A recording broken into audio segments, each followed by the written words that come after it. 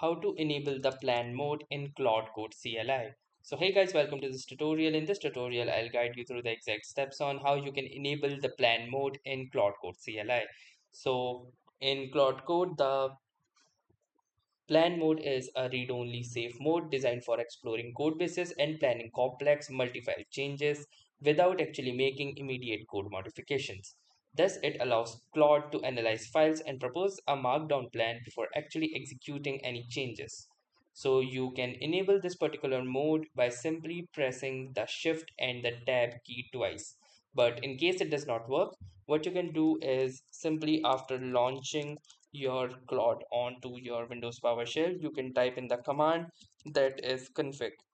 Then hit the enter button, and within the config list, you can simply see the default permission mode. So simply use your arrow keys and turn it to plan mode, and your plan mode is set. Simply press the enter button to save this particular configuration. So that was all for this tutorial. Thanks for watching and have a nice day.